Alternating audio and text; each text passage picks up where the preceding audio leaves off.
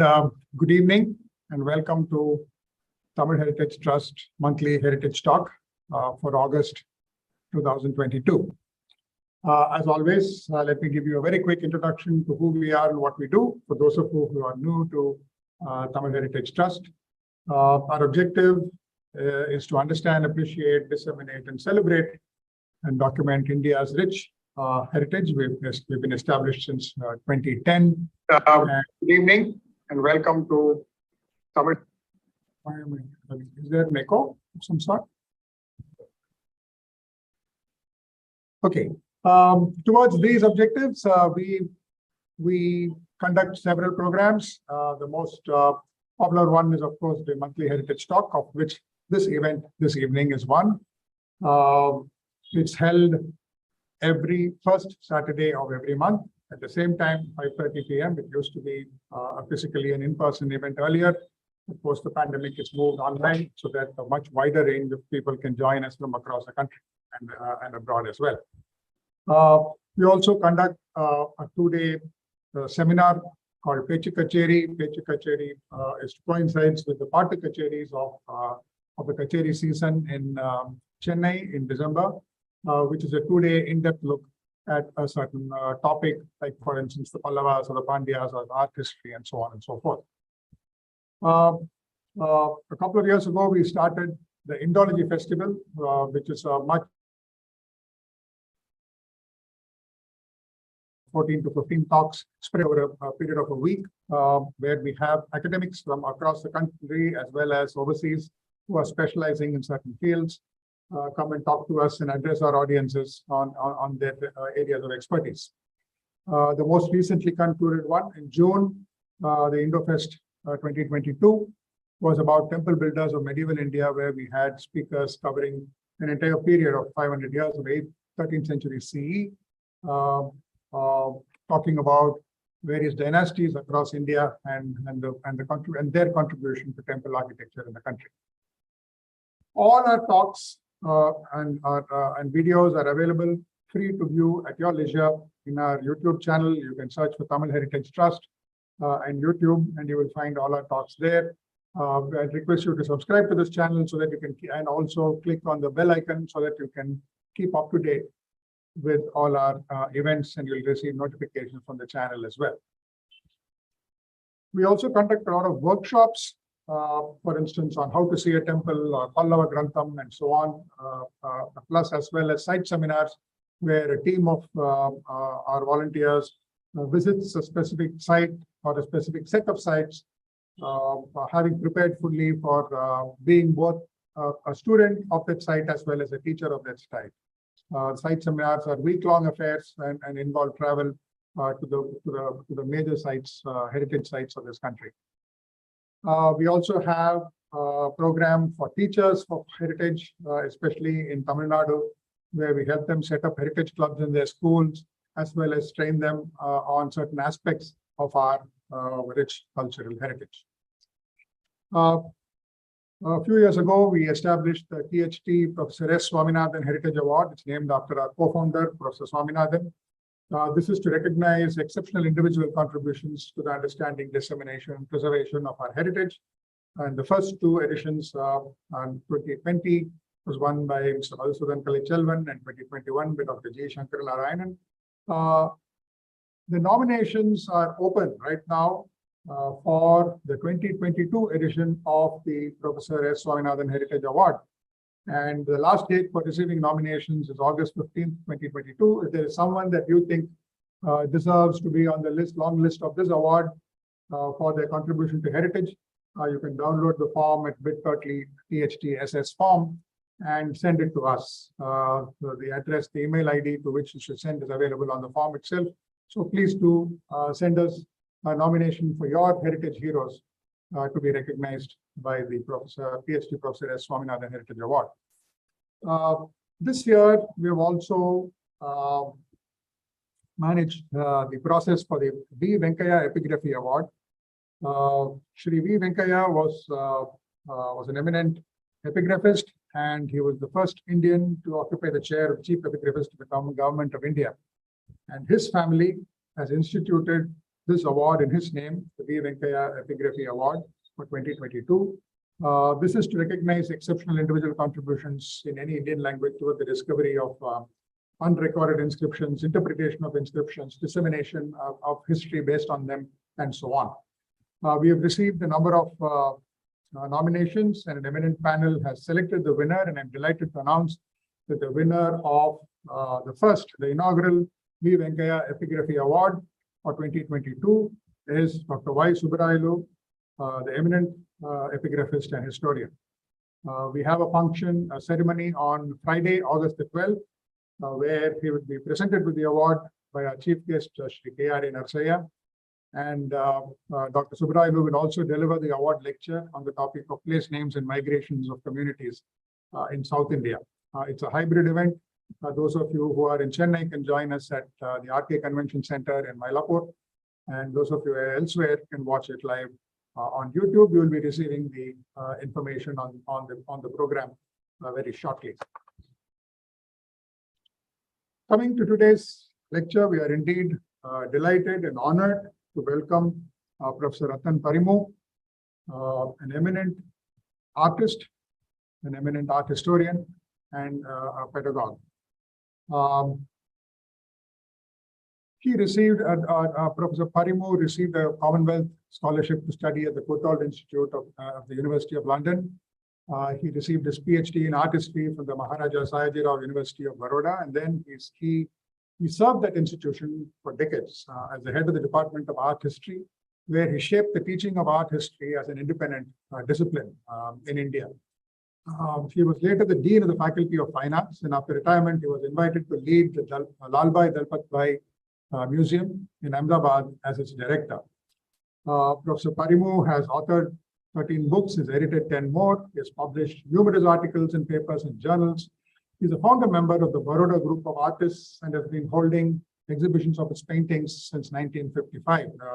One of his exhibitions was titled 50 Years of a Life in Art of Professor Parimoo.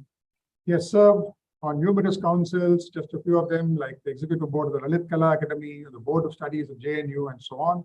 The recipient of several awards, too numerous to be listed here. Here are some of the books that he has written, or he's authored or edited: The Life of Buddha in Indian Sculptures, Studies in Indian Sculpture, essays on Rabindranath Tagore. Some of the books that he published based on collections on specific museums, especially the Kasturbai Lalbhai collection of Indian drawings, Rajasthani and Central Indian paintings, Gujarat Jaina manuscript paintings, and so on. Some more of his books, sculptures on Sheshai Vishnu, the Bhag murals, and so forth. Like we say, an expert is a person who has written the book on a topic. A master is a person about whom books are written. And here are 3 books dedicated and in honor of Professor Parimoo. 2 of them, Ratnadipa and Towards the New Art History, Studies in Indian Art, are festivals in his honor. And the conductor visualizes a painter as a conductor of an orchestra and talks about Professor Parimoo's life and contributions to Indian art.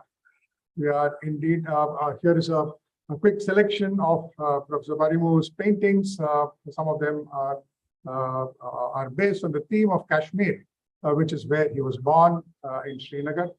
And these are some of his early paintings which have been exhibited for the last over 50 years. We are indeed delighted and honored to welcome Professor Parimoo to deliver this lecture today. Over to you, sir. Thank you very much for your so kindly accepting our invitation, and over to you now.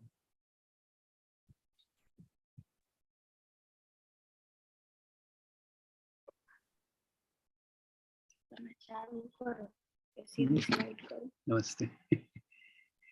Thank you so much for this invitation to present this lecture on the Martand Temple.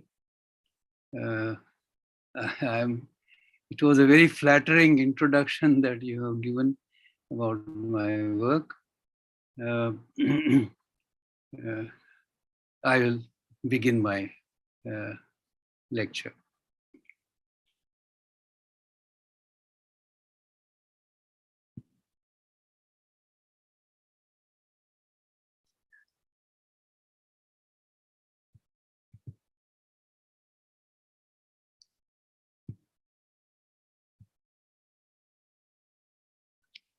Are these slides visible?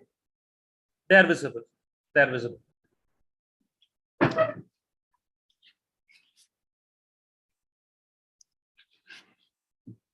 Friends, revisiting Martand Sun Temple, Lalitaditya and the Kashmir style of temple architecture. Am I audible? Yes, sir, you are fine. Okay. Your voice is fine.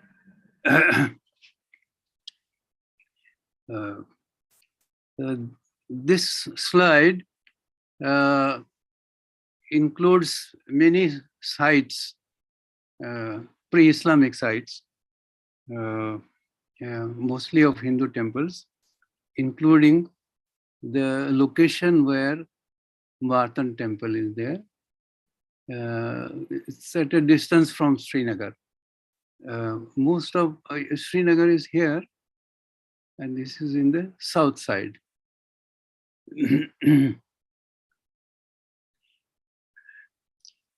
Lalitaditya, alias Muktapid of the Karakota Dynasty, was the most powerful ruler of the Kashmir region. Different dates are proposed for his rule: 695 AD to 732 AD or 724 AD to 760 AD. Although scholars agree to Kalhana's statement that Lalitaditya ruled for nearly 36 and a half years. According to Kalhana's Rajatarangini, Lalitaditya conquered territories in the north and northwest, Tukhara, Bhotas, and Daradas. The king's prime minister, Chankuna, was from Tukhara. His role is important. We will be referring to that. His campaigns took him, Lalitaditya's campaigns took him through Ganga Jamuna Doab, reaching Kannauj, where its king Yashovarman signed a treaty with the conquering king. He reached Gauda and Kalinga in the east and overpowered Karnataka area in the south. Lalitaditya was equally a lavish builder and a patron of architecture and sculptural arts, which are all enumerated by Kalhana. Kalhana is a well-known historian of Kashmir of around 14th century, 13th, 14th century. Adjacent to the traditional capital, Srinagar, he built a new capital, Parihaspura, at the confluence of Vitasta and Sindhu, which is completely in ruins now.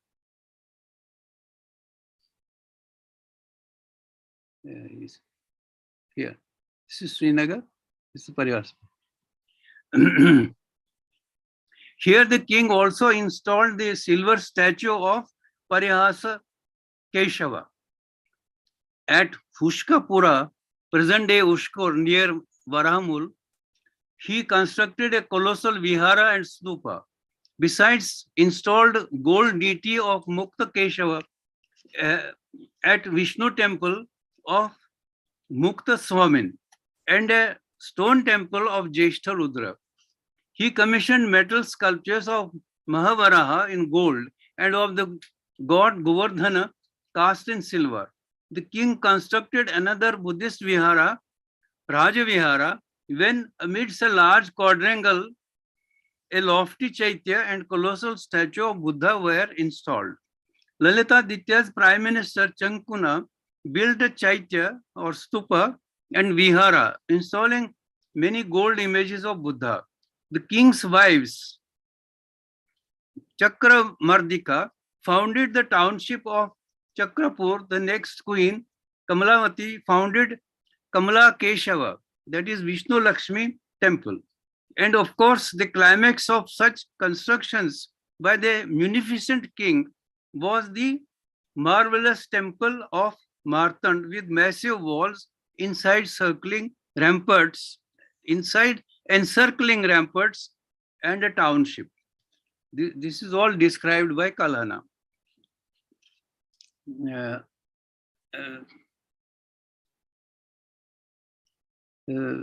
This is a plausible map of the empire, the extent of his empire,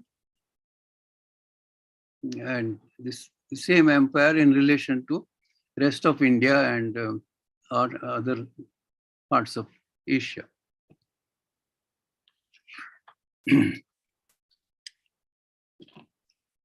The spacious and spectacular Martand Sun Temple, dedicated to Surya, the chief solar deity of Hinduism, is located on a high plateau called Kareva, about 10 kilometers from the Anantnag town. It is now completely in ruins, but archaeologists during the late 19th century have reconstructed its presumable form, minus the Adhisthana, along with completely destroyed pyramidal Shikhara roof, by comparison with the similar temple also in ruins at Avantipur, as well as those which are intact, such as at Pandretan, in the vicinity of Srinagar. Martand Temple was a magnificent masterpiece reflecting the vision of King Lalitaditya, which created a unique style of temple architecture. Cunningham, the founder director of Archaeological Survey of India during the mid-19th century, has observed regarding its location.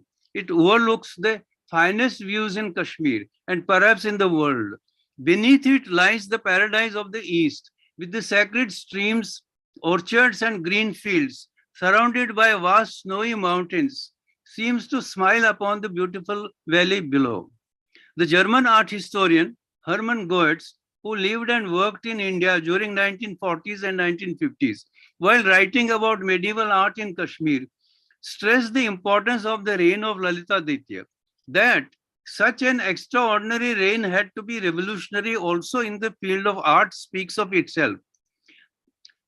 As an art patron, he was no less extravagant than a conqueror.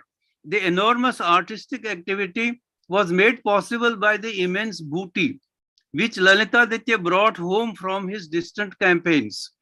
Golden and silver idols, gigantic copper statues, jewelry, treasures of every type were simply the outstanding gems in an unheard display of luxury. The new art of Kashmir could bear one stamp alone, that of Lalitaditya. Lalitaditya's ambitions and figures and dreams. This is noteworthy that as long ago as end of 19th century, these monuments, these ruins were noticed, and a book was published on them in 1896. Please observe the condition at that time, because there is some repairing done, and many of the observations are based on the stage after the repairing. This is an old watercolor of that period.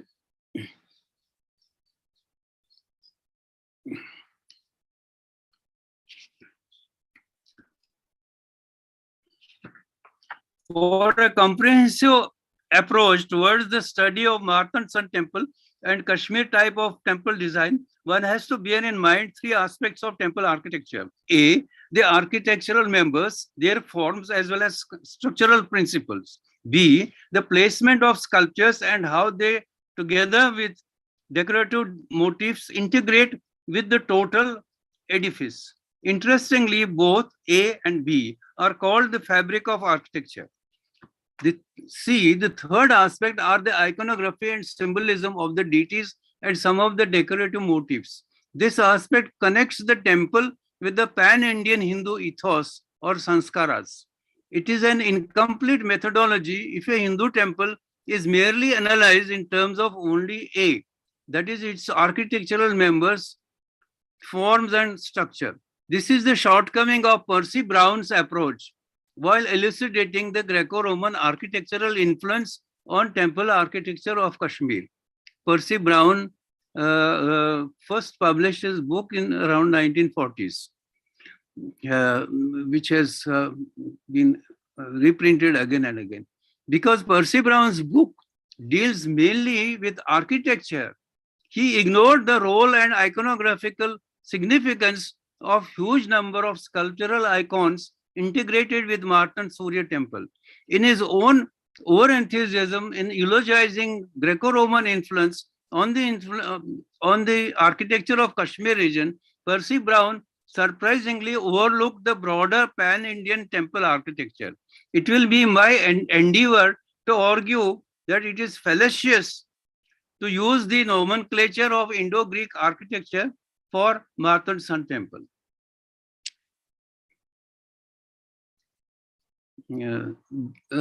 This is actually this is the view of the entrance, which was also grand scale, and after the clearing the debris at the ground level, entrance and the tank, sarovar. Yeah, this is the kind of reconstruction that was done on the basis of the old photographs, where you will observe there is no adhisthana, and adhisthana makes a tremendous difference in the whole approach to the study of Martand Temple.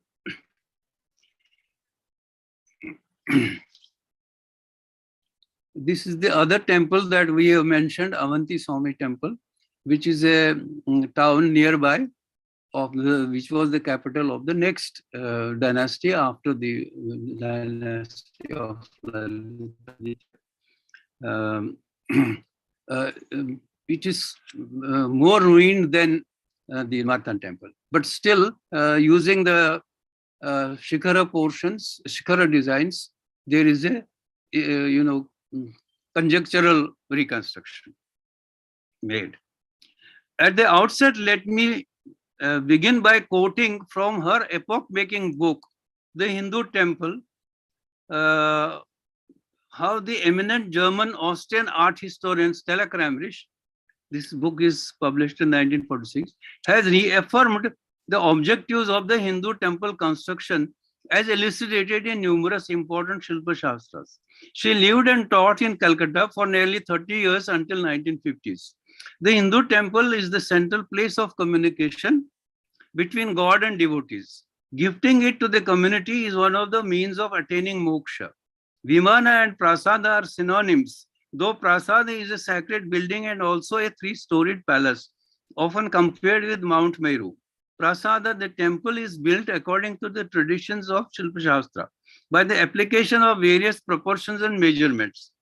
The cube of the wall of the Garbhagriha, based on the square plan of Vastu Purusha Mandala, encompasses the center, which is the seat of the deity.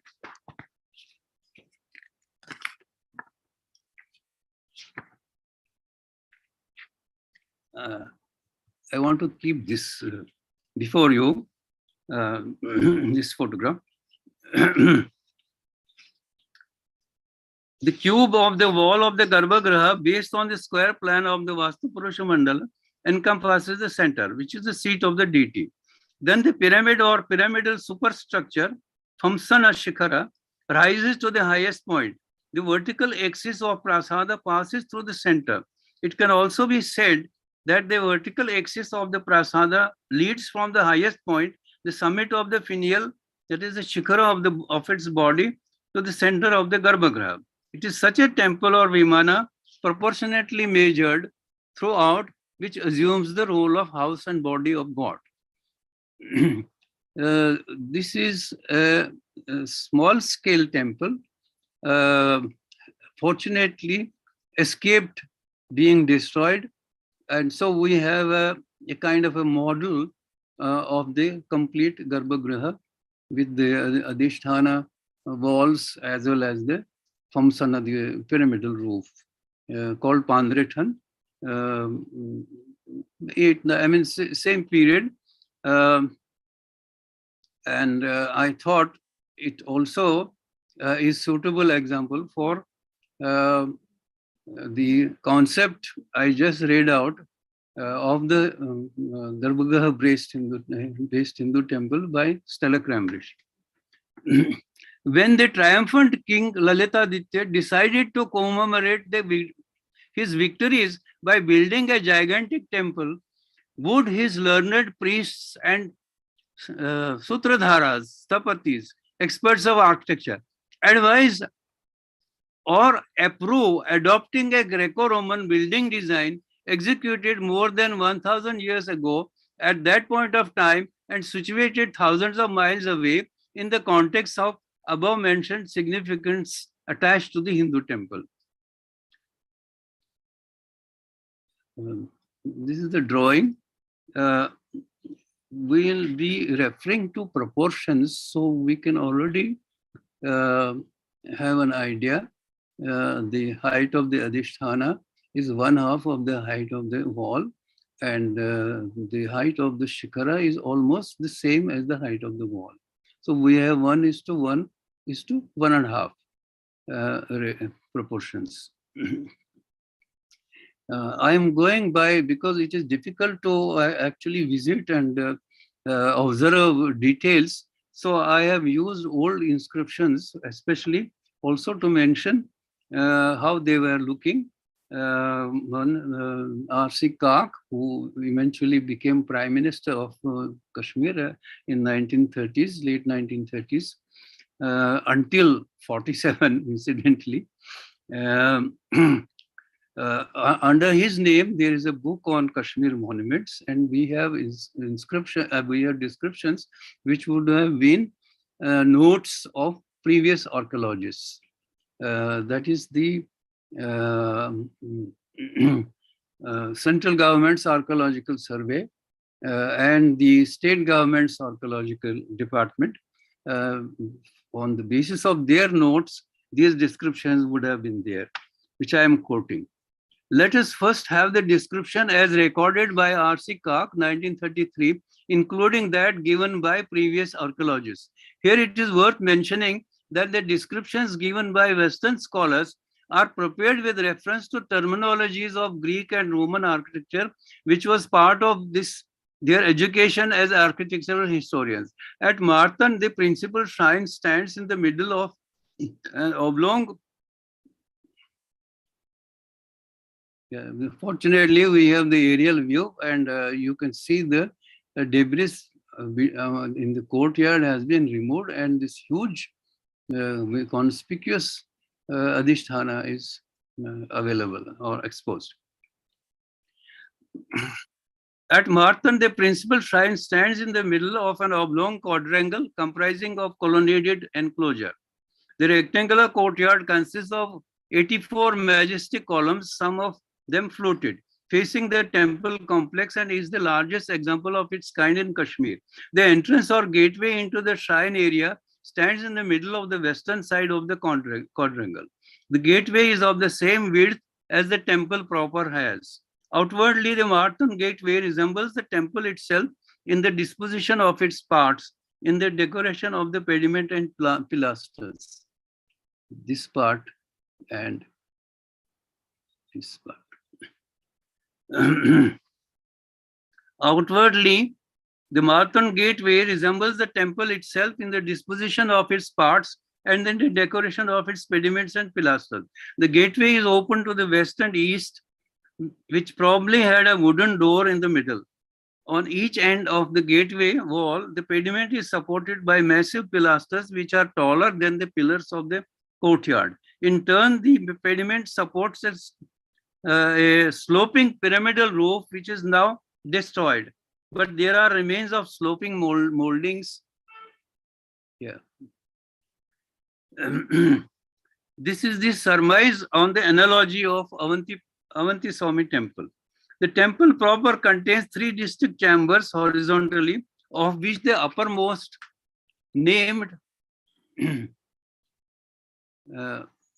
outermost named Ardhamandapa, answering to the French port of classical, that is Greek buildings. The middle one called Antarala, corresponding to the pronaos of the Greeks, and innermost named Garbhagriha or womb of edifice, the novas of Greeks, and the cella of Romans. The first chamber is open and highly decorated. The middle chamber is decorated in the same style, but the inner chamber is plain and is closed on three sides. Again, the roof, now destroyed, seems to have been of the pyramidal type common in the temples of Kashmir.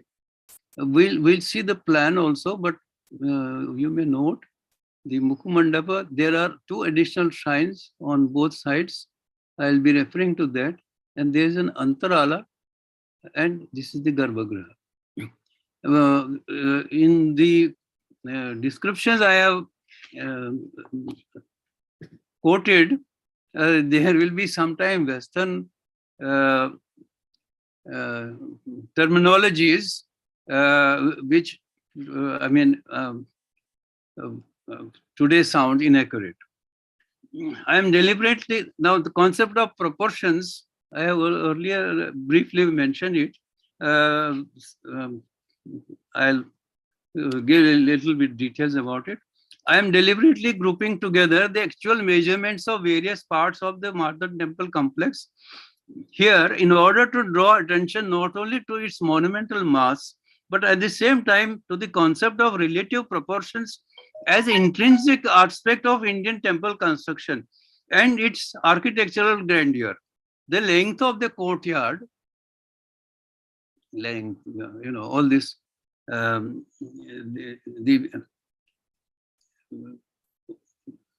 length of the courtyard is 220 feet and the width is 142 feet. And the number of pillars or columns is 84, a number sacred to the sun. 7 days of week multiplied by 12 zodiac signs, Rashis. Each column is 9.5 feet in height. The height of the pillar of the gateway is 17.5 feet. The temple proper is laid on a plan which is 63 feet in length, 36 feet in width, whereas the Ardha Mandapa, I prefer the term Mukhumandapa, it is 18 feet 10 inches square. The Antarala, 18 feet 4 inches square, and the innermost Garbhagriha is 18 feet 5 inches by 13 feet 10 inches. Even though these may not be accurate or systematic measurements, but one familiar with arithmetics and geometry could observe some common factor or ratio among these measurements, which could be approximately 9 feet, or perhaps its half, that is 4.5 feet. This could serve as a module by various architectural members, for various architectural members. In Shilpa Shastra, it is stipulated that a door should be double in height than in width, and all measurements, including the height of the main deity installed in the Garbhagriha, should be accordingly calculated in relation to the height of the door. The height of the roof, Shikhara, is generally equivalent to the Bhiti, Mandovara, vertical wall, and that of the Adhisthana plinth 1/2. The British archaeologists have generally accepted that the features of the roof as pyramidal in conformity with the existing undestroyed temples such as Pandretan. I have already shown this. The roof shikhara of the small scale Pandretan temple is of 2 levels or talas.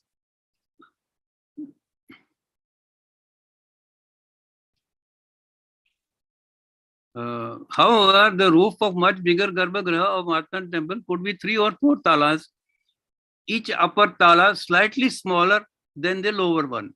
The colonial archaeologists describe the forms supported by columns, pilasters, and walls of the temple as pediments and entablatures of Greek buildings, in which case the ensemble that the colonnade supports is known as portico.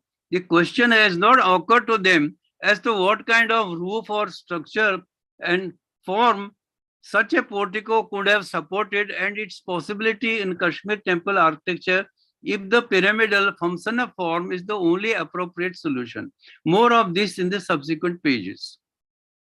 Some more slides I will show at this point.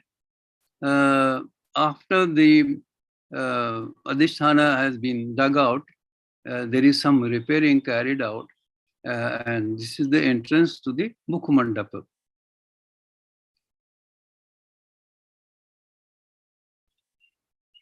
Just comparing the old photograph of the Mukhumandapa and now how it looks. after the small restoration that is done.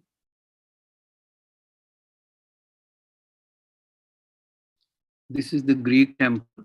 We'll come back to it again. This is known as the peristyle around the inner cella, and the pediment and entablature which these pillars support, there is no resemblance. We'll come back to that.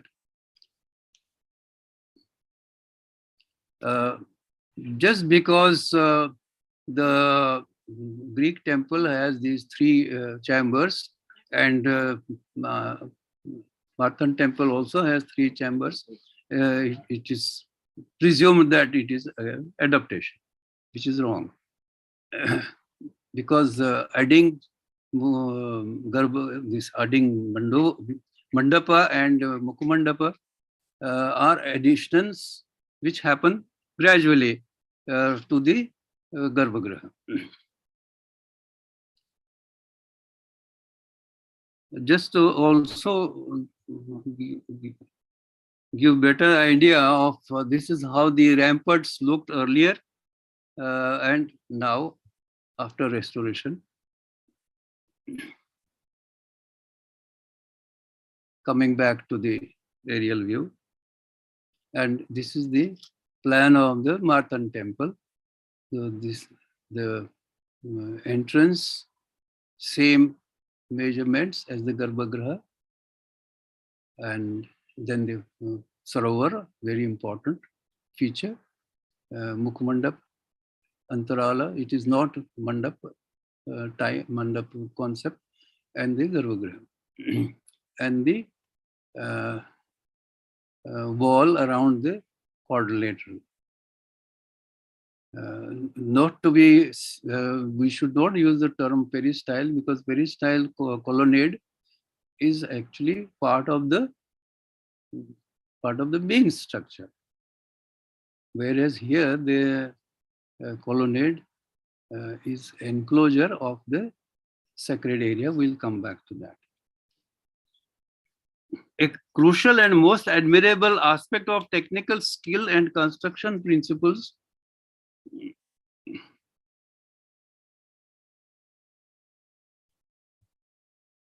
sorry.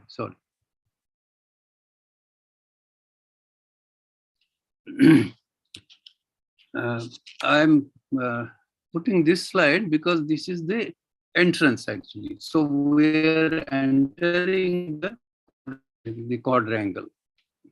Yeah, sorry. We're entering and how the entrance is linked with the rampart wall. It's part of the rampart wall. A crucial and much admirable aspect of technical skill and construction principles in Martand is the use of Ashler limestone of huge size. Large boulders are turned into huge cubical forms with perfectly smoothed surfaces and right angles. In this method, the stone blocks become stable by their own weight when laid in courses or one over the other, even though some kind of mortar and occasionally iron clamps have also been used. Even the columns and pilasters of the walls have been formed by these highly finished ashlar stone blocks. Interestingly, such stone quarries are found in the neighborhood of the Martand site. This advanced aspect of Kashmiri builders concerning efficient masonry has been acknowledged by Percy Brown. It is on the exposed surfaces of these blocks that niches have been delineated, within each of which are carved relief sculptures of deities or decorative motifs by the master carvers, Shilpin, Takshakas. You can observe here, 1, 2, 3, Dev Koshtas and images, and here also. Yeah. The relief niches in relief with the deities.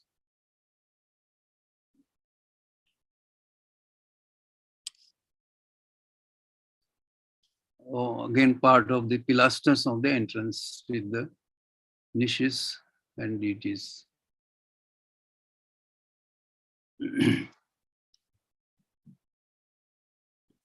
one sees quite clearly. We'll be able to see a few of these Devakoshtas subsequently.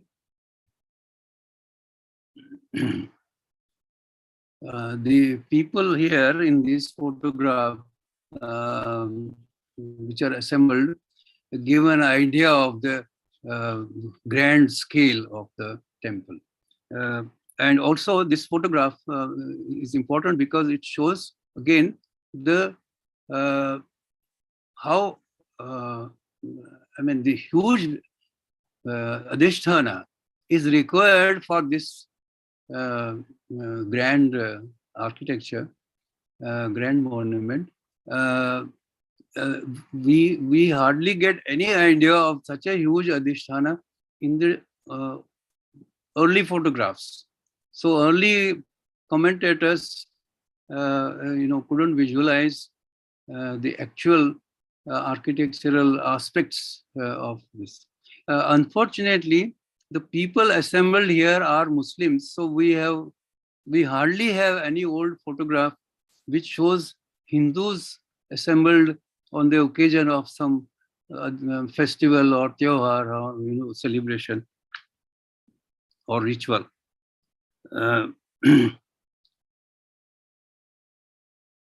So these represent views of the grandiose temple from the imposing entrance gate of the quadrangle onwards, covering west, north, east, and south sides to enable the reader, viewers to engage in a parikrama of the magnificent holy edifice.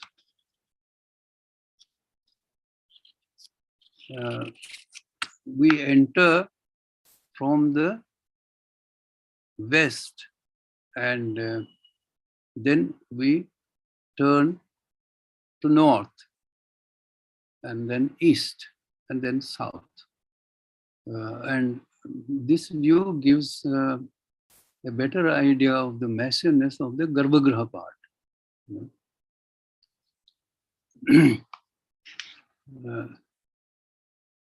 Koch's description of icons. Now I'm coming to the icons as observed earlier and as we can also now, or particularly in the Adhisthana portion.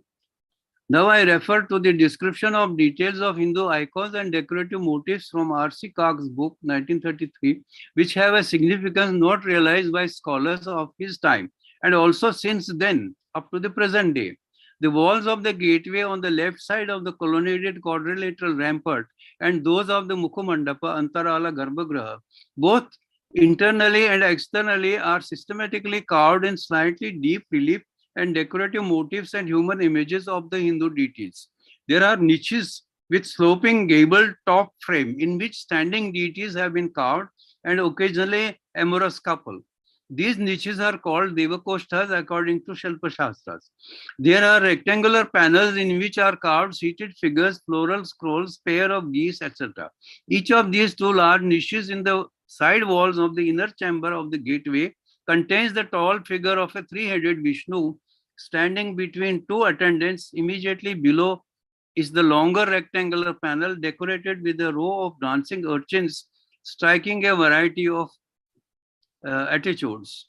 Indian scholars generally identify them as ganas, but the Western scholars have used the term dancing urchins. This is the northeast side of the Garbhagriha, east side of the Garbhagriha, opposite to the entrance. Entrance is west side.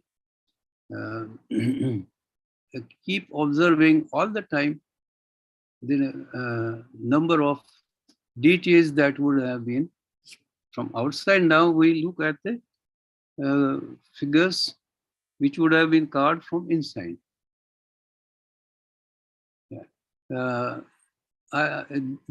On this side are visible many figures from the Adhisthana, so please keep note because we can't go back to these slides again. And I will want you to observe this corner. We have some deities which have been, which is probably easy to photograph. So we'll be looking at them. This is the inner view of the entrance gate. And again, you can observe certain details, certain figures, which would again remind us of our traditional temples, temple architecture. So we enter from the west side, and this is the Mukhamandapa visible from this side. And once we enter the Mukhamandapa, one is able to see many figures carved with this gable frames. This what I read about the placement of sculpture or icons, these are quite appropriate illustrations for that. On the left wall of the Antarala, this is Mukhamandap. Then comes the Antarala here. Maybe,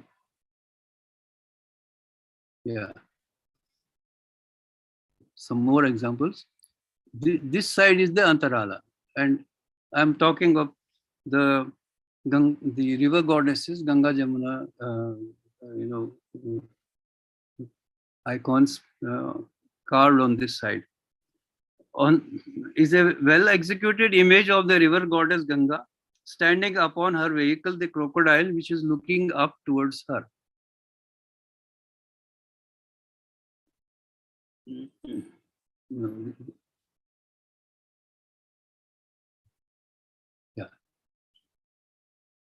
This is Ganga at the Antarala level, which is very interesting to note, because Antarala will be the in between space before we enter the Garbhagriha.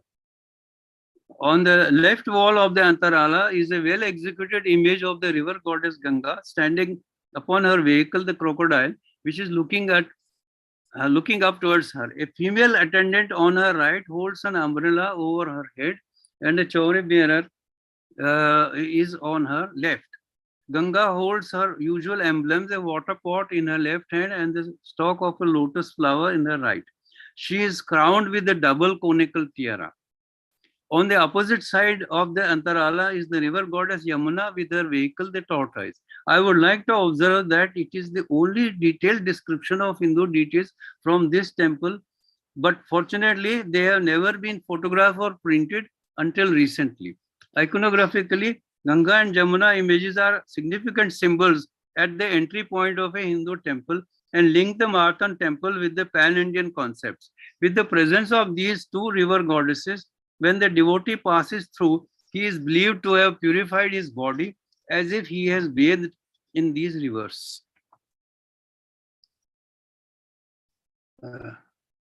This is the full view of Ganga, and maybe this is the opposite side,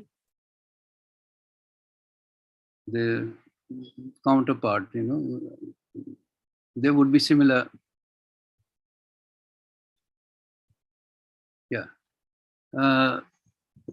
I am juxtaposing at this juncture so that since you will be remembering the Ganga Jamuna images in Martand, to show the comparison, though the mention of Gwalior will be later, but the Ganga Jamuna images are very prominent in the Gwalior Telika Mandir temple, and I am claiming that when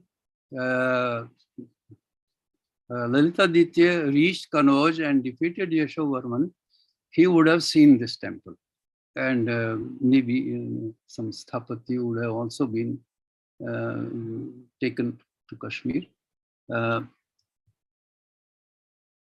The statues carved in relief on the western wall of the Mukhamandapa have also been identified as representations of Vishnu, as in the case of the gatehouse of the outer peristyle ramparts. These Vishnu images are three-faced, and analogies are given to the similar representations at the Avanti Swami temple.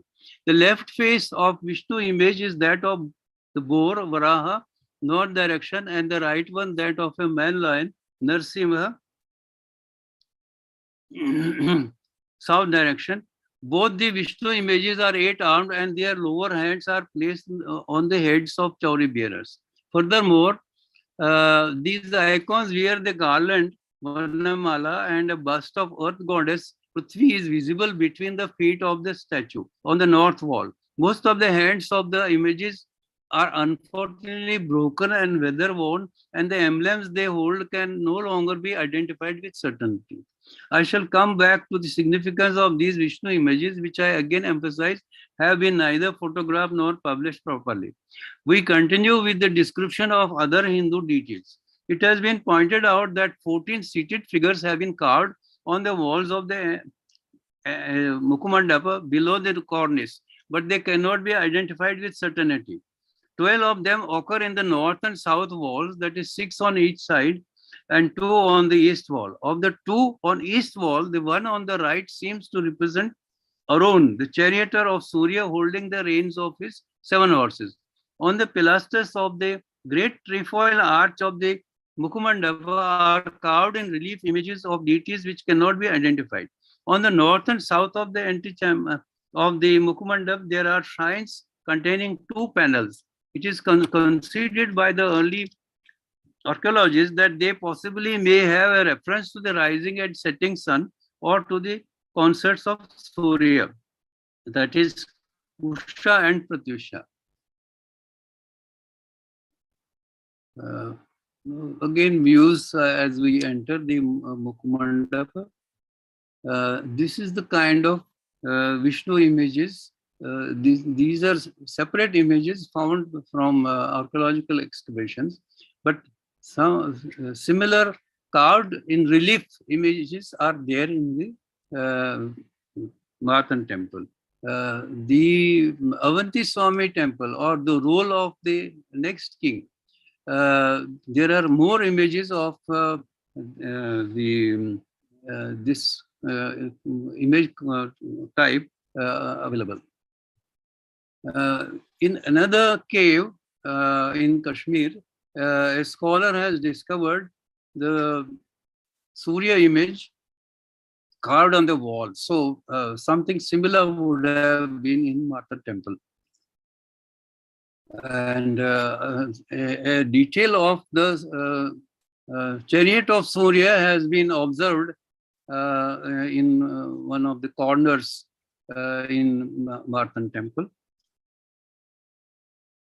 And a loose image exists in the Srinagar Museum, Sri Pratap Singh Museum. So that carved image in Martand Temple resembles this loose image. I come back to the Adhisthana. Adhisthana is a very important aspect in our argument today. In spite of relatively detailed description of deities and decorative motifs carved on the walls of the Martand Temple complex, there is no published description of massive Adhisthana or the plinth. As is obvious in old photographs, the plinth was hidden amidst vastly scattered debris. In the recent photographs, apparently the complete Adhisthana is cleared and made visible, right up to the lowermost molded layer. Yeah. 2 layers. There are 2 rows of niches, lower layer and upper layer, probably on all the 4 sides. Now we may use the Shilpa Shastra terminology. There are framed Devakoshas. The lowermost row has smaller niches. The upper ones are larger in size, and seated and standing deities holding ayudas, emblems are visible, though to some extent mutilated. There are as many as 37 deities as required by the iconographical program, including Shiva, Brahma, Vishnu, and the 8 Dikpalas. On the wall adjacent to the entrance staircase in one of the Devkoshas of the south side, I can recognize the god of death Yama riding on buffalo. In this corner.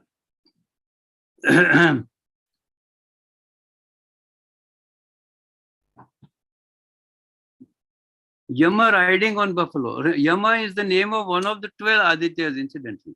The icon of Yama has also been identified as Surya if the buffalo head is perceived as that of the horse. There are female deities standing in graceful postures, and one of them standing on the lotus with petals in full bloom may be identified as Parvati. The entire majestic complex of the buildings of the temple stand on this massive Adhisthana, which is wider in dimensions than the continuous plan of Mukhamandapa Antarala Garbhagriha. The height of the Adhisthana would be around 1/2 of the height of the Biti, the wall. The Adhisthana or Jagati also has moldings on the Vedi Bandha, which is a distinct Indian architectural feature. This would be 1/2 of this.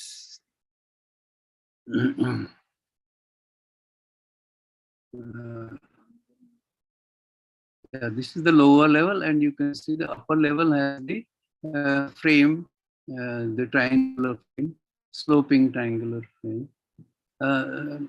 There has been no attempt to identify these, but some of these can be identified.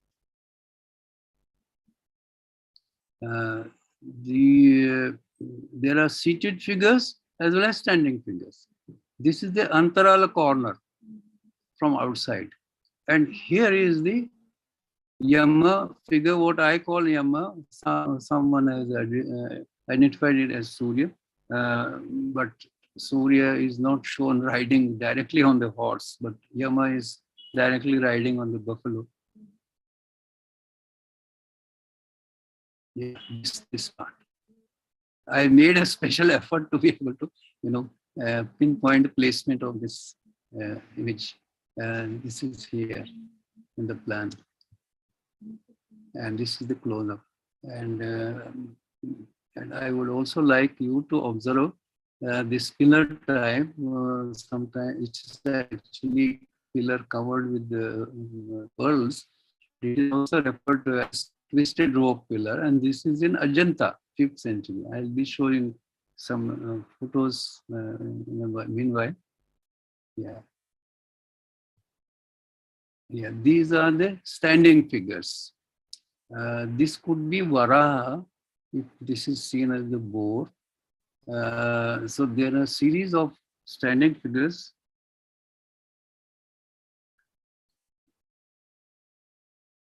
Series of standing figures. This is the figure we saw in detail, and this could be Parvati. This is the close-up of this figure. Standing on huge lotus. Another figure, the head is broken on the Adhisthana. And these are the moldings. This feature is also Indian feature. That means we can say, right from the base itself, it is Indian. So far as medieval Hindu temples are concerned, we now have almost a comprehensive, though not clearly identified, list of Hindu deities in human form carved at specified placements iconographically, as well as part of total design according to the Shilpa text. Stella Kramrisch considered it as a phenomenon of architecture serving more and more as home of sculpture, as well as how relief carvings give certain articulation to the wall surfaces and lead to the lyrical light and shade patterns formed in the presence of sunshine. The wall and sculpture relationship is part of the integrating aesthetic aspect of the temple architecture, which was being experimented in most regions of India during the early medieval period. The regional medieval style of stone sculpture was emerging in Kashmir, also in continuation with the robust quality of Kushana period style, 2nd and 3rd century, and a certain refinement achieved under the influence of Gupta and Gupta period style, 4th to 6th century.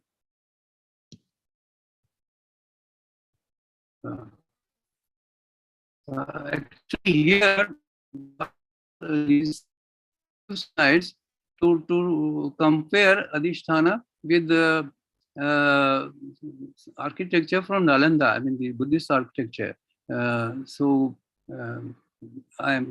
The influences are written slightly later in my sequence, but at this point, since the Adhisthana image slides are fresh in your mind of Martand Temple, you can have a look at this. There are two examples I am showing from Nalanda, Nalanda Buddhist monuments.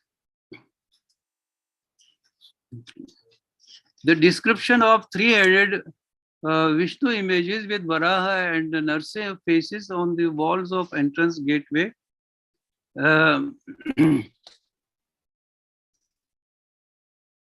the Mukhamandap represent an important development in early Vaishnavism and in Vishnu iconography. This was not known to Indological scholars until J.N. Banerjee of Calcutta University illustrated this concept sometime during 1940s. He explained how the Vyuhavada emanation theory is distinct from the Vibhava, that is Avataravad.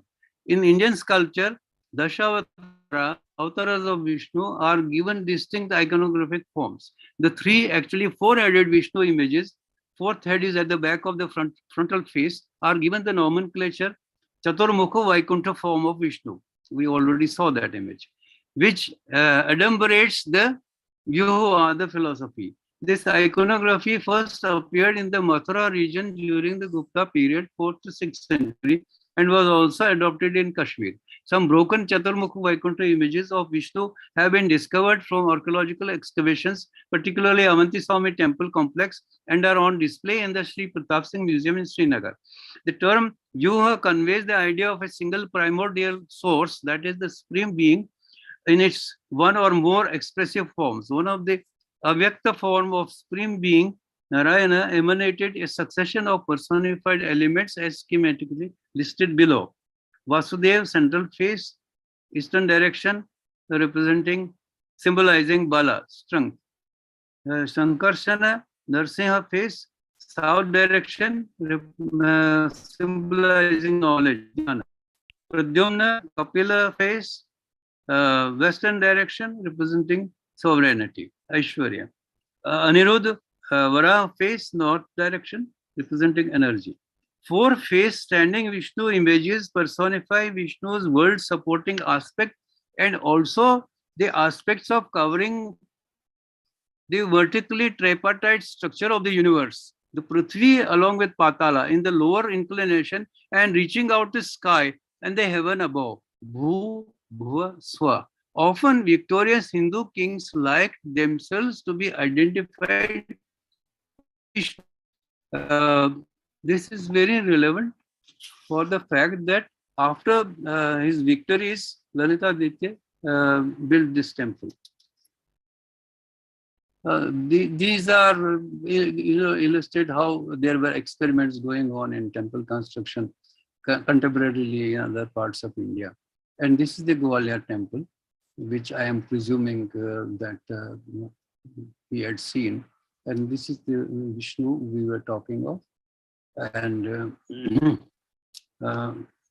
the numerous icons of various deities carved in relief in Devakostas in a certain placement on the walls of the pilasters of the entrance structure, gateway, and both the Mukhamandap Antarala as well as the Garbhagriha sanctum, besides two levels of Adhisthana, established that there was a definite and elaborate program of sculpture carving as part of the total comprehensive temple design as well as iconography. It is surprising that most scholars of temple architecture have ignored this intrinsic aspect of the Martand Sun Temple. Now I am talking of the pillars. With regard to the assumption of various kinds of Graeco Roman influence, I begin with the important architectural element of pillars. Indeed, Percy Brown has observed construction of Martand Temple is so mature and advanced, whereas during the previous two phases of architecture activity, the masonry was rather primitive. Therefore, the significance of Greco-Roman influence, and Percy Brown picked up the influence of Doric capital on the pillars, particularly of the peristyle colonnade at Martand. Here it is worth mentioning that by 8th century AD, Indian architects, Sthapatis, had long tradition of the usage of pillars in timber architecture, including Buddhist viharas and also in the medium of stone, both rock-cut caves and constructed structures. The circa 5th century Shilpa text, Brihat Samhita, has a section on pillars in the context of construction of houses. it is clarified that the two ends of the pillars, the base as well as top, are distinct. The lower two parts are called Vahana support and Ghata pot. From among the upper parts, the uppermost is known as Uttarosht, the upper lip. It serves as bracket also. The Doric capital of Greek architecture is very elementary. On the left is the Doric type, and the other side is Ionic type. The Doric capital of Greek architecture is very elementary and has no specific decorative motive which could enable to prove its existence, its presence in Kashmir. Look at the base, there is nothing. Look at the top, no characteristic as in the icon, as the Ionic, but this is not available in Kashmir. The two other varieties of Greek capitals, Ionic and Corinthian, have particularly decorative motifs which are absent in Kashmir architecture. It so happens that in some Buddhist buildings in Gandhara region, the use of Ionic capital is conspicuous but not noticed in Kashmir. On the other hand, in Martand, the bracket portion is sometimes adorned with yaksha figures, which is an Indian motif. As far as treatment of shaft of the pillar is concerned, according to Brihat Samhita, it goes from square to circle and may have 8 sides, 16 sides or 32 sides. In Martand Temple quadrangle, many of these which are referred to as fluted columns actually do not have concavity but flat facets. The number of facets may vary 12 or 24 as per R.C. Kak's description.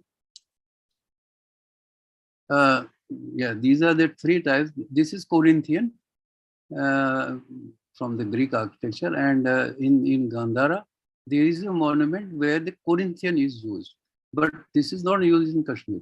Now, observe both the base and the upper part in the pillars in Martand Temple, particularly the colonnades of the rampart.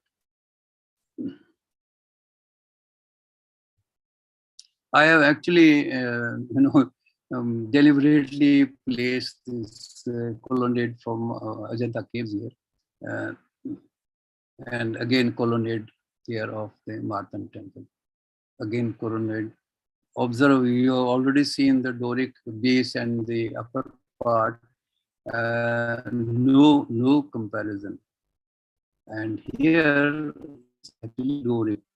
The flutes, actually, it has been observed that many of these are flat facets in the Indian pillars or in the pillars at Martand. And upper part of Doric is very different than the upper part in the Indian pillars. Now the cusped arch as well as the triangular frame.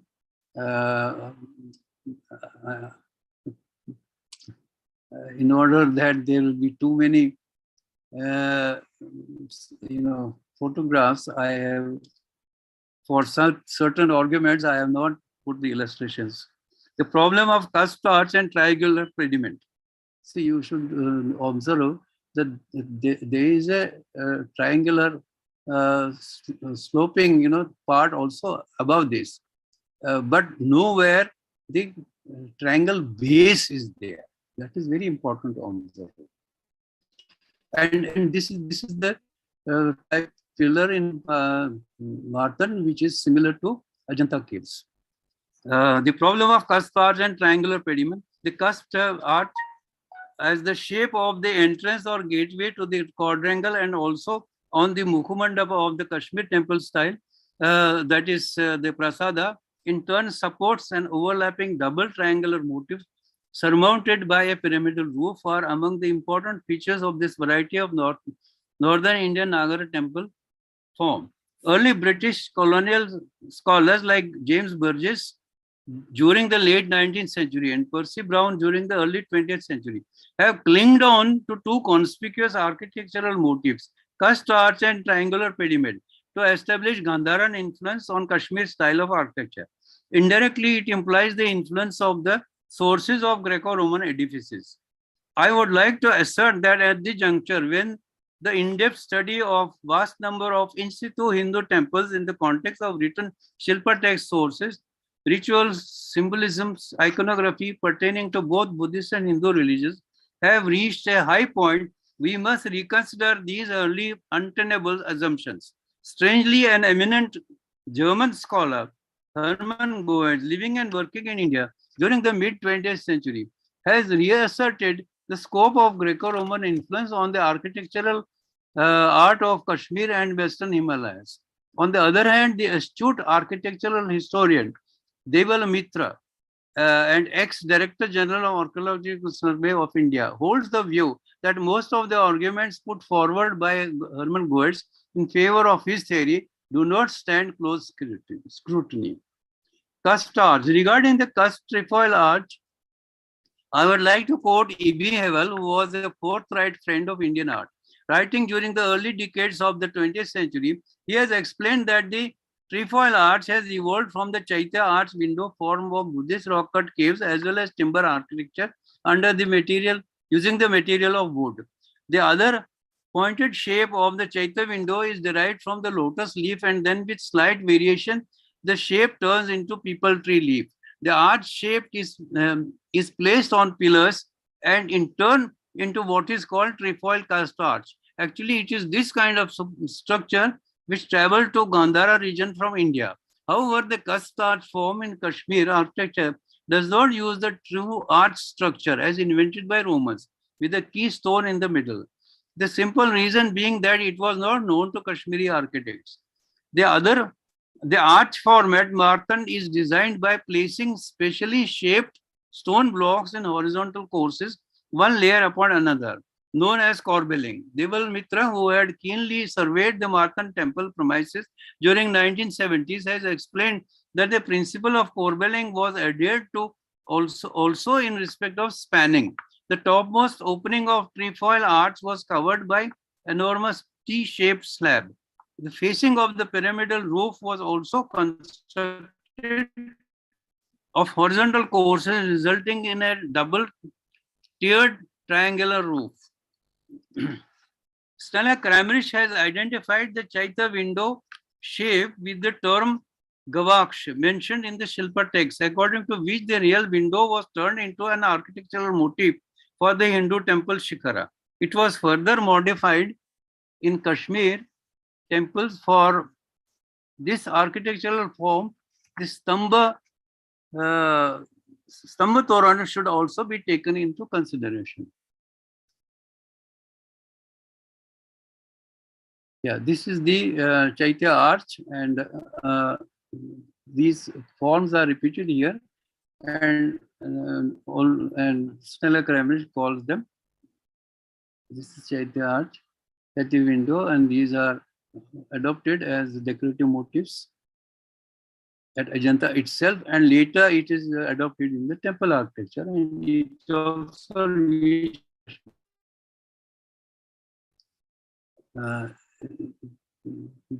some of these pillar designs are also found in Kashmir, in Martand Temple.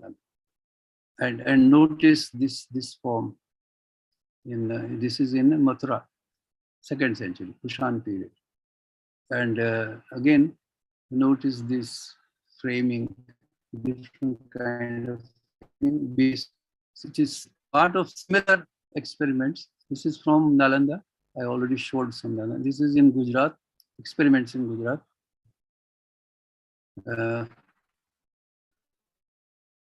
Medieval period in Madhya Pradesh. This is a Stamba Torana. How the trefoil arch is formed in Martand, using the upper part of the pillar as well as bracket forms, and but all the time there is corbelling, that is horizontal layers of masonry. And the upper part is fallen. I don't know if anybody senses can say this is Greek. So coming back to the Greek architecture, the entablature and pediment sounds entirely imaginary. So the so-called triangular form which frames the so-called cast arches from above is quite intrinsically integrated with it. It is the combination of these two architectural components which scholars like Percy Brown consider to be derived from Greek temple portico. Actually, this portico consists of rows of pillars on which rests the architrave and a peculiarly horizontal frieze. This horizontal frieze,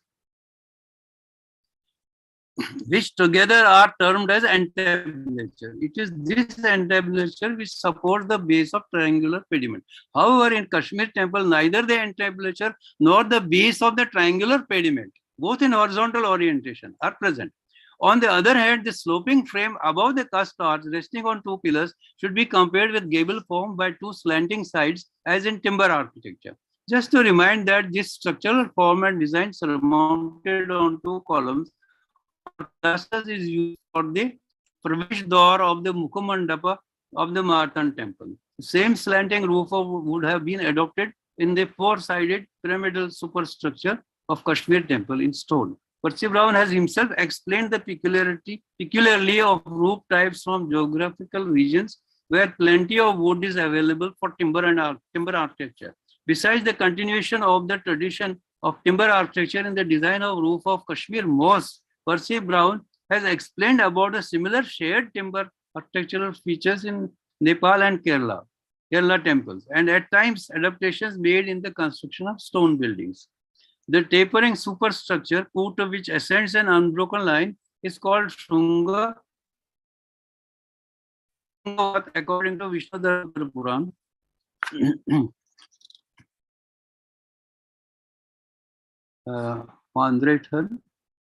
The actual existing roof type, and it goes up.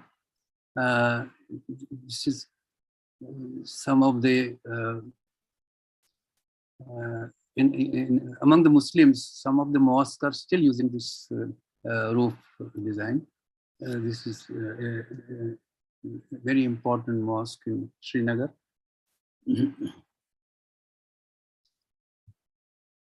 Sorry. The house roofs, and this is supposed to be model house. Some architect has designed this. I will have to leave a few things. I come to, yeah, these are actually illustrations made by Percy Brown himself, but why he doesn't concede this?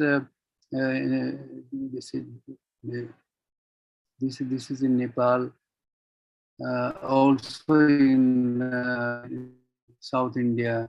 There are examples of this.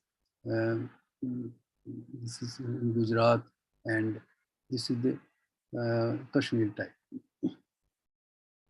And this is further elaborated in Pandritan, which we have been talking again and again.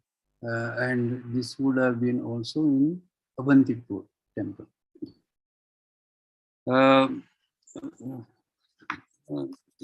Because I want to show the familiarity with the contents of Shilpa Shastras, therefore I am reading some of these parts. One of the significant evidences of how the Martand Temple is based on not only the vast pan-Indian architectural practices of hundreds of years until the early 8th century, but also intellectually reflect the growing rich Vastu Vidya, which many Indian art historians now know through numerous treatises compiled during the medieval period. Among the early Shilpa Shastra texts compiled between 5th and 7th century are the Brihat Samhita and Vishnu Dharmottara Puran.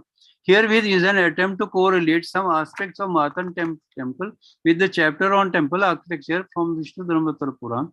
This chapter describes as many as 101 temples in each group, culminating with an elaborate temple complex which is given the name Sarvatobhadra.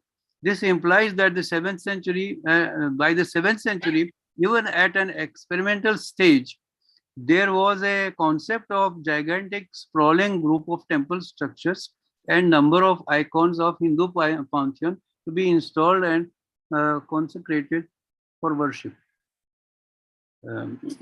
Reconstruction of Avanti, we can have a look at it. Also, we refer to the Samanya Prasada as described in Vishnu. It is divided in 3 equal parts in the vertical section. We have been using the term Adhisthana. I mean, we have, this idea is already mentioned. Now, what is the description of Sarvatobhadra? Individual Garbhagriha, I mean, we have already talked about Garbhagriha and Shikara. Now, Sarvatobhadra, the description of advanced stage of Hindu temple design, Sarvatobhadra, as mentioned in Vishnu Dharmatara, is worth noting. It so happens that there are varied types of descriptions of Sarvatobhadra temple in later Shilpa texts, according to English. This establishes that there was scope for modification and variations. Sarvatobhadra is a complex of elaborate temple structure raised on a broad square terrace. It is reached by a prakara, that is rampart. Please keep in mind already the aerial view of Martand Temple. It is reached by a prakara. This temple structure is raised on a broad square terrace. It is reached by a prakara, that is rampart, which serves as enclosure in the shape of a quadrangle consisting of 24 garbhagritas or single shrines. There are stairs on 4 sides, and each flight of steps terminate with a gate house. The gate house in Vishnu Dharmatara Purana is called Dwara Shobha. In later Shilpa texts, it is given the nomenclature Pratola, whereas in Dravidian style temples, where prakara are usually constructed around the main shrines, the entrance to prakara is known as Gopura. 4 Deva Kulikas are constructed in the corners of the prakara. By developed stage of temple complex is implied the horizontal extension of the temple by addition of Mukmandapa connected by a small antarala with the Garbhagriha Prasada. They are aligned in their central disposition in east-west axis. Besides, water tanks are mentioned as essential adjacent to the temple. Vishnu Dharmatara also mentions the names of a large number of deities to be worshipped, including Surya. This pertains to the iconographic requirements. Surya is accompanied by Brahma, Shiva, Vasudeva, a form of Vishnu. Garuda also represents Surya. In a sun temple, the image of Surya is installed in a Garuda shrine, flanked by shrines or images of Danda Pingala or Shani, Saturn, and Yama. Images of Arun, the charioteer of Surya, Dharma, Artha, Kama, 11 Rudras, and 12 Adityas are also listed. Further deities recommended to be accommodated are 8 planets, Graha, and 8 Dikpalas, guardians of 8 directions. By comparing these details of Sarvatobhadra temple of Vishnu Dharmatara Purana, Stella Kramrish, in his book 1946, came to the conclusion that Avanti Swami temple of Kashmir, that is the reconstruction here, approximates in sum total the Sarvatobhadra characteristics. However, it could be added that since the Avantipur located monument, built nearly a century later, is based on the model of Martand Sun Temple, this older temple could also be cited as the project for which the Kashmiri Sutradharas had consulted a text like Vishnu Dharmatara Purana.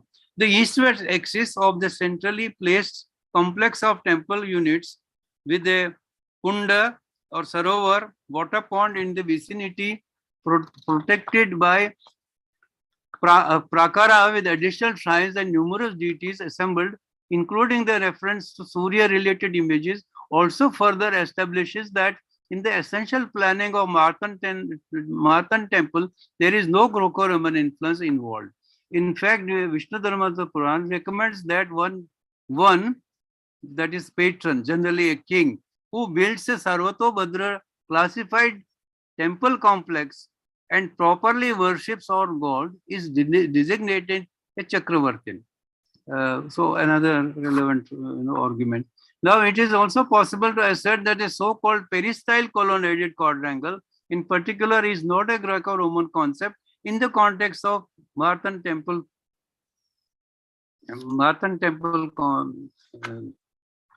Sorry. Greek peristyle is not a prakara. Here we are adding other significant aspects of the relevance of prakara enclosure given in the later Shilpa texts.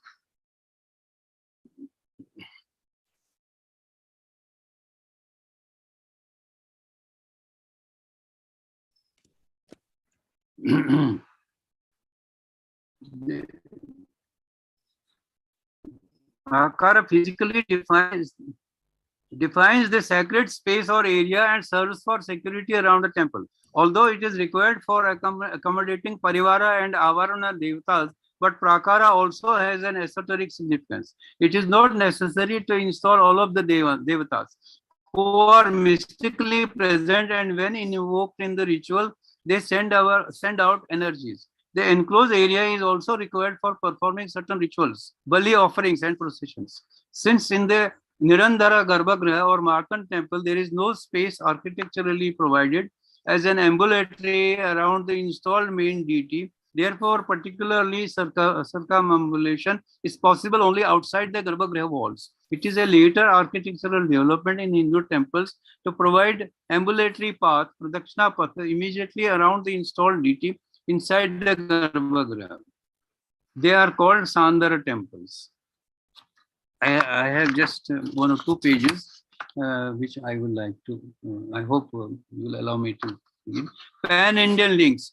To begin with, present in terms of prakara enclosed large temple complex, one could place the plan of Brihadeshwara temple of Tanjavur, present-day Tanjore in Tamil Nadu, next to the plan or aerial view of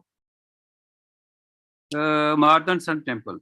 With single Gopura entrance gateway, this magnificent derived style temple was built by Chola dynasty kings during 11th century. And it would be properly logical to assume communication links between Kashmir and other regions of India in the same manner as most regions of India have had, keeping in view the larger civilizational development and consequently not to see the art of ancient and medieval Kashmir within the narrow orbit of Gandhara region. When the king of Kannauj, Yashovarman, had acknowledged Lalitaditya's sovereignty by signing a treaty with him, the conquering monarch had met Yashovarman's court poet Vakpati and the illustrious Bhavabhuti. Lalitaditya would have also had consultations with Yashovarman's religious heads and experts of temple architecture, Sutradhars and Sthapati. That is why I showed you earlier the Nalanda monuments and also Telika Mandir at Gwalior. While reading the description of relief carvings of river goddesses Ganga and Jamuna on the Antarala walls of Martand Temple, I was at once reminded of the prominently carved Greek Ganga Jamuna images on the door jambs of the entrance gateway to the Gwalior temple with identical iconographical details. Likewise, Lalitaditya and the Kashmiri Sutradhars were familiar with the concept of Garuda Dhwaja, which the invincible king had erected at Paryaspura, a colossal stone 54 hands high on the crest of which was placed the Garuda, the emblem of Vishnu, listed by Kalhana. Installing Garuda Dhwaja is prescribed as part of the Sarvatobhadra temple complex and have been erected adjacent to well-known temples in all the 4 regions of India. Among the ruins of Avantipur, a base of Garuda Dhwaja has still survived. It is likely also to have included at Martand, and the early archaeologists have missed its traces. My next proposition is the connection with Buddhist viharas in Nalanda region, which was not only conquered by Lalitaditya, but also he had acquired an impressive idol of Buddha, according to Kalhana. Lalitaditya's presumably Buddhist prime minister, Chankuna, who built viharas near Srinagar, would have had architectural consultants from Nalanda, as we can observe similarity of the design of the entire Adhisthana of Martand Temple with the plinth of water today, ruins of Nalanda Vihara, probably built around 6th century. Both the Adhishthanas are covered with rows of narrow hollow niches in which idols are placed, like at Nalanda, and directly carved on the stone blocks at Martand. Here we should also make a mention of the Buddhist Vihara at Parihaspura constructed by Chankuna, Lalitaditya's prime minister. A few better preserved sculptures from Parihaspura also give an idea of the high quality of sculptural art incorporated in Martand Temple. As narrated by Kalana, Chankuna had evinced keen interest in the mysterious Buddha image obtained by the king, who finally parted with it in exchange of Buddha image from Magadha, who finally parted with it in exchange of two miracle performing gems that were in possession of the prime minister. This is from Parihaspura. Sculptures in relief would have been carved at Martand Temple. After the blocks are laid one upon the other. This episode also calls attention to the developed metal casting art of Hindu and Buddhist Hindu and Buddhist deities in the region of Kashmir. This is Pratapal has worked on this. A rare example of Surya image is illustrated here from Kashmir school. This is the Surya image.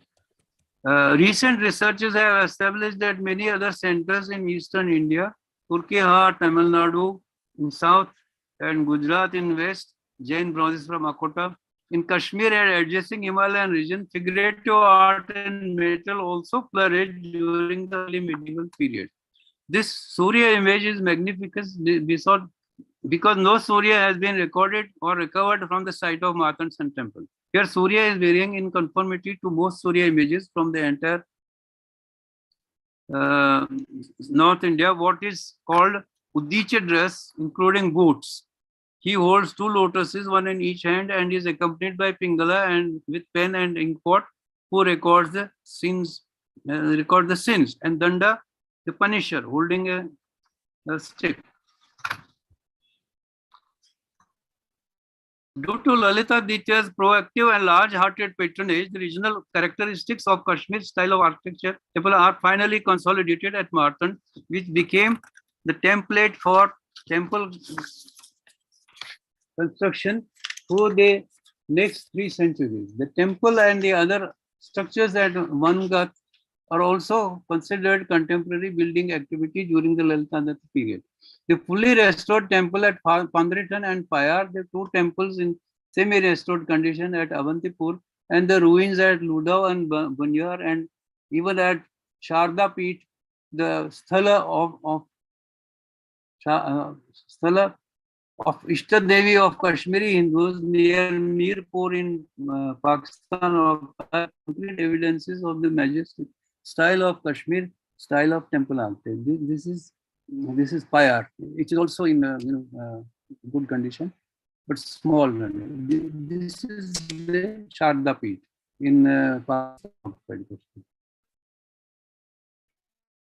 Many scholars of Hindu temple architecture have acknowledged the extraordinary proficiency of Kashmiri architects of ancient period who evolved remarkable indigenous regional style of Hindu temples and achieve a unity of design through organic and harmonious integration of elements derived from multiple sources. This distinctive style combines dignity with beauty, keeping in view the scale of the architectural structure of this monument as well as the sculptural wealth envisaged. It was perhaps the most ambitious and elaborate temple project during the mid-8th century in the context of several sites of temple complexes situated in North India, Central India, Western India, and South India. Devala Mitra, using the term daring architecture, has concluded that forming a landmark in the history of temple architecture in Kashmir, the Martand Temple represents the very apogee of the typical Kashmiri architectural style.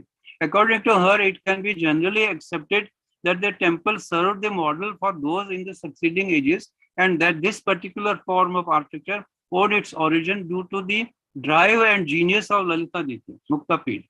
Martand, circa 750, belongs to the chain of sun temples built at Ossian, Rajasthan, circa 850, at Modhera, Gujarat, 11th century, and at Konark, Odisha, 13th century. While a few decades ago, astrophysicists discovered how the latitude, altitude of Konark temple site was in alignment with solar eclipse phenomenon over the Indian subcontinent. The significance of the location of Martand Sun Temple has probably so far not been attempted scientifically in the modern sense. Yeah, this is Modhera in Gujarat, Modhera Sun Temple, and sculpture of Aditya in Modhera Sun Temple. This is Konark. We close the pilgrimage journey around the holy Martand Temple with some imaginative drawings prepared by a young enthusiastic Baroda-based artist, Nirav Hirapara. He did this initial drawing and then put the superstructure and further adjusted the superstructure and the final drawing. Thank you so much. Thank you very much, Professor Parimoo. Let's see. Sir, I have quite a few questions, and I'm sure some of the viewers will also have questions. Let me start with something very fundamental. Right? Now, on what basis are we saying that this particular temple is Sun Temple? Is it from the, are there foundational inscriptions that state so, or is it like Kalhana says so, or are we merely speculating that it is Sun Temple because the iconography, that whatever little that you showed, it was not profuse with sun. Yeah. God, I mean Surya. Actually, I have not, attempted to explore this angle. But there is a lady scholar, Advaitavadini Kaul. She has worked on sun worship in Kashmir. And some references to sun worship. In the context of sun worship, there is a mention of this temple also. So this has been associated with the sun worship. But we don't know, as I said, that, after the demolition, we have no record of anyone going there. It has never been as a pilgrimage site. Right. So, it's been complete disuse from 14th century. Right. I mean, in a sense, even if you look at Konark, but because of sun worship, we can associate it with as a sun temple. If you look at Konark, it also has suffered plenty of damage. And however, you can see from whatever is left in the Jagmohana, around or even behind, you see enough of Surya's imagery. Yes. Modhera, it is very obvious. I mean, it is much maybe we will discover something, but as I said, that the relief sculptures, no one has paid attention. I am sure 40, 50 years ago or 100 years ago, they could have been more, observed properly and photographed. I mean, I don't want to claim any authority, but the listing of images probably it is the first time you have been hearing the listing of images. No, it's just this has been a neglected aspect. So, and especially I am not authority on religious aspects and ritual. Okay, sure, sir. As I said, this lady has worked on the Surya worship. And so broadly, we are seeing it as Surya worship as it is in India, most Hindus. And no, it is there. Obviously, Surya worship has been there. Surya imagery, the icons have been found in all kinds of places, not just Hindu temples, in Jaina temples, caves in Kandagiri, for example, have Surya image. No, I understand that, but to build a massive temple requires a certain drive on part of a king like Lalitaditya, who could have basically built a temple for either Shiva or Vishnu, which were far more popular religions at that time. Now, if for him to go and build a massive enterprise, as you said very clearly, quoting Debala Mitra, that these were like daring architecture, whether you take Brihadishwara temple of Tanjavur, or you take Konarak, or you take, Boja's attempt at his temple in Bhojpur, Yes. or Kandariya Mahadeva later. So these were phenomenal, daring architecture, no doubt about it. I was just curious on the level of Surya worship that was prevalent in Kashmir to warrant the biggest temple to be dedicated to Surya. Just that. That's all. I am as a I want to see it. Could we not see it? I mean, this is a opinion. Could we not see it as a Chakravarti, kind of that he is celebrating victories, and so there is more accent on Vishnu and Vishnu's link with Chakravarti concept, Vishnu's link with the royalty and this kind of thing. I have given some references there. So that aspect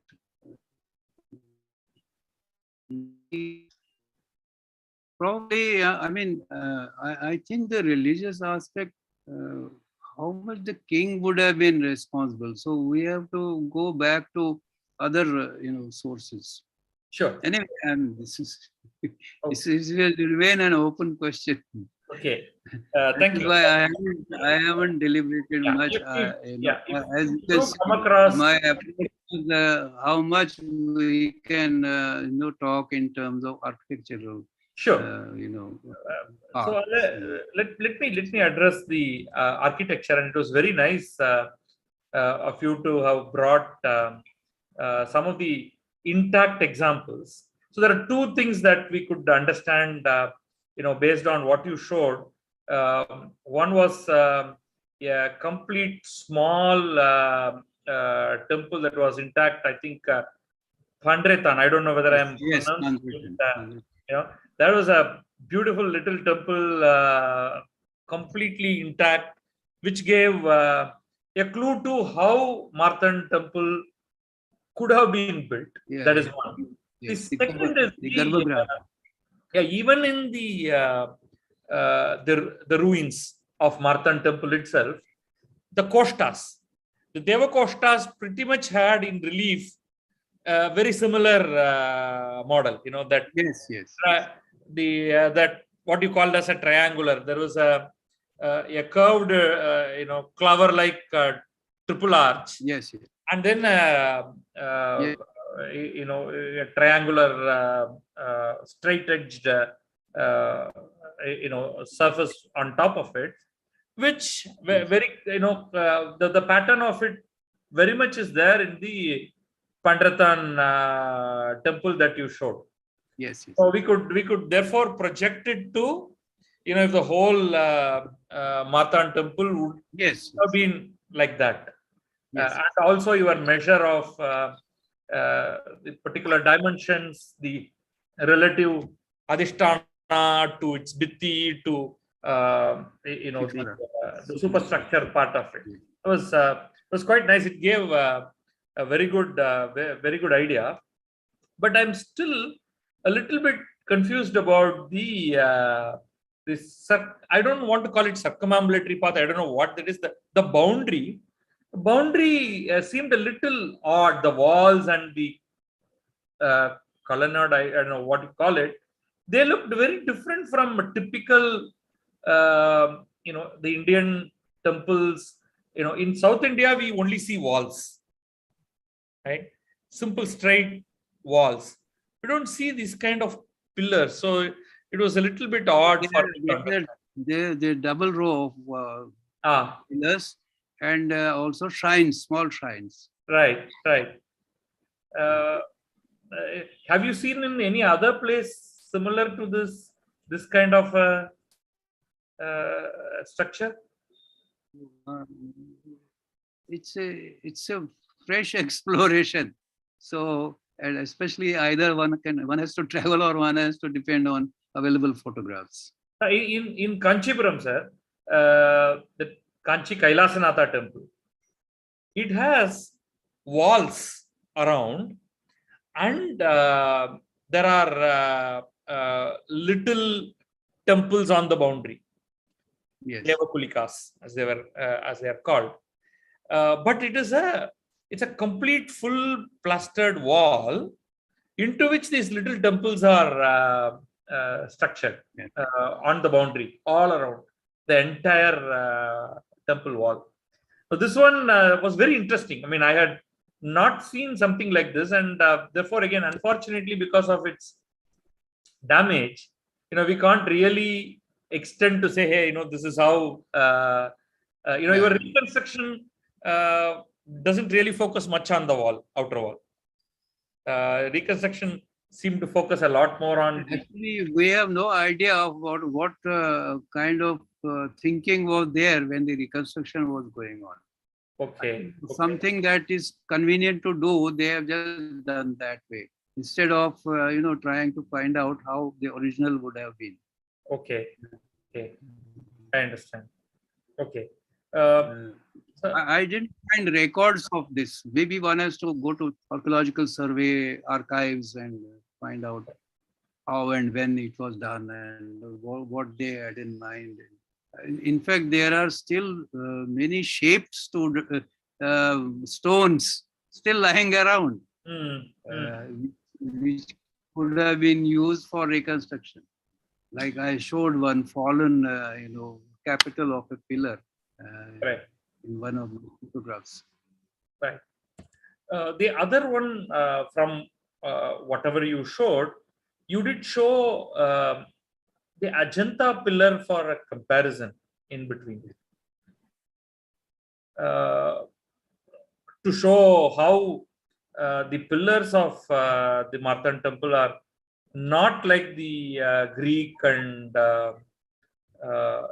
Graeco Roman structure, but more as part of the Pan-Indian structure.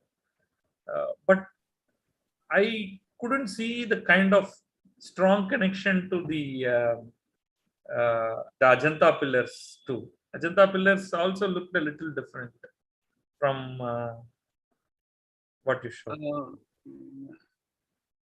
Well, this is a general attempt. What particular I have quoted I have quoted some text about the description of the pillar. That is, there is a base and there is also something on top. Okay.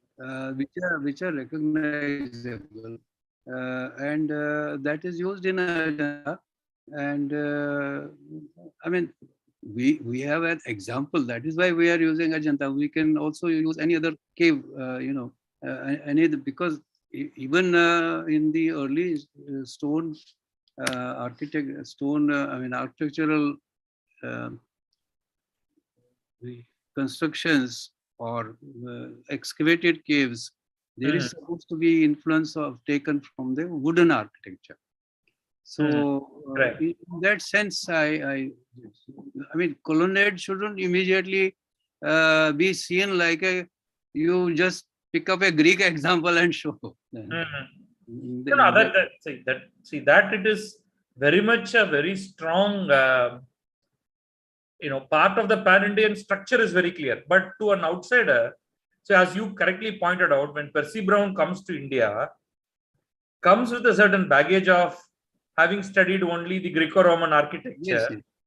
And that's why they even name everything from what they have learnt of Greco-Roman architecture. So also not enough studies of architecture were available at that period, 1930s, 40s. The American Institute work, is also very important to notice. So I am also basing my perception with the American Institute books, Encyclopedia of Temple Architecture, the kind of surveys and documentation they have done. And also the references from texts. I mean, if we have textual reference to pillars from 4th, 5th century, maybe even earlier, then that is there, which wasn't known 50 years ago, these texts. Okay. Okay. So is there a you talked about Vishnu Dharmottara, particularly in describing Sarvatobhadra temple. Yes. But is there a specific Kashmiri Shilpa Shastra text or a Vastu Shastra text specific? There is a guess that Vishnu Dharmottara could have been written in Kashmir. That kind of guess is also there. Vishnu Dharmottara has chapters on not only architecture and icons, sculptural icons, but also on literature and dance and alankaras and all the arts. Right. There is also Chitra Sutra in Vishnu Dharmottara. And one guess is that it could have been, though I am not, insisting, I'm not that way. But point is that there is a familiarity. Okay. Okay. We are also going in general with the this contact. Maybe the architects and sthapatis were traveling. Even in Kashmir, they would get a sthapati from maybe associated with Ajanta or associated with Nalanda and so on. Right.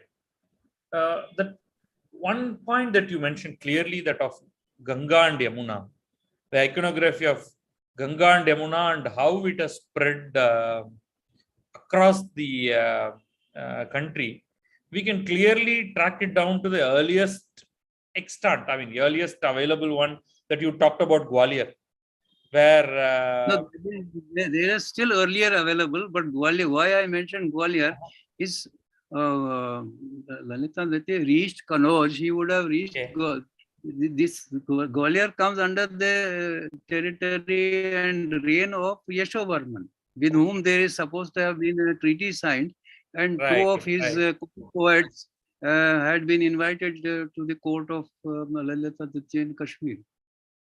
Right. It's very similar in the sense that even in Chalukyan structures, it starts appearing after a particular point in time when the Chalukyan kings make a foray into the central Indian region, see similar structures there with Ganga and Yamuna, and then they start appearing on the walls, on the entrance, etc.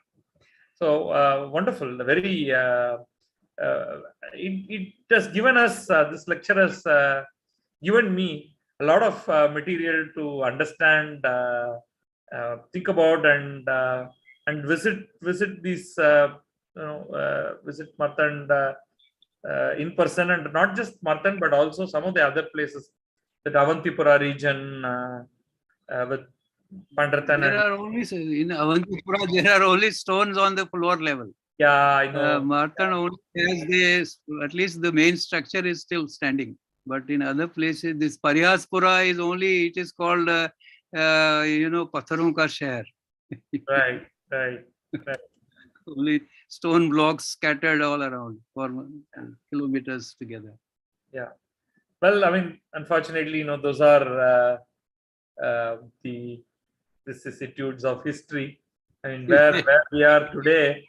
At least let's see in what way we these sites can be preserved, and the memories can be carried through and documented in photos and in various other forms. So thank you Professor, for your patient answering of questions and your wonderful presentation. We really enjoyed this, and there were quite a few people. There aren't specific questions other than some general discussion that are going on around this. I think, for a lot of people, this was completely new, and the material was also sparse. We don't get to read as much of this. So I think, it will hopefully kindle interest amongst us to go and look for more material, certainly to look for more history, and also to the extent possible, anything that has been written on the art and architecture. So thank you for this wonderful lecture, sir. If you have anything else that you want to say, please go ahead.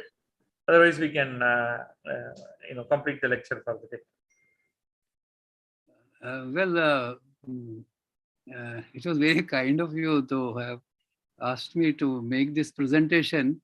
I didn't have much feedback. There was an invitation in March to make a presentation, but it was phrased, but I didn't have direct feedback in the manner as you have given me.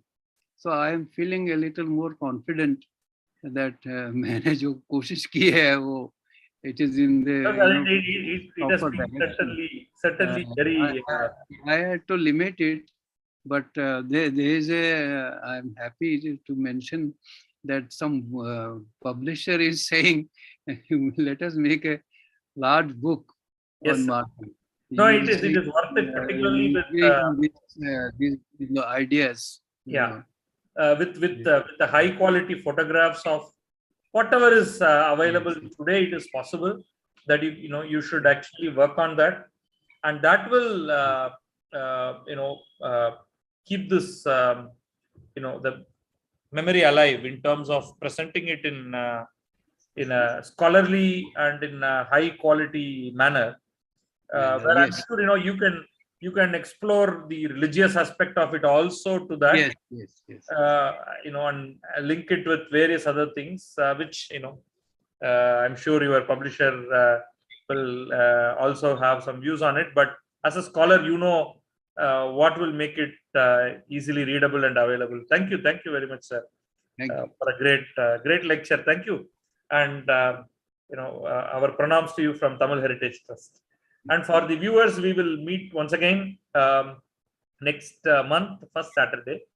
But we'll also have a lecture next week, August 12th, Friday, which is the award lecture, V. Venkaya Epigraphy Award, which is going to be presented to one of the doyens of Tamil Nadu's epigraphy, Y. Subbarailu. So be present. You can come in person to present. You can also follow us on YouTube. Thank you all.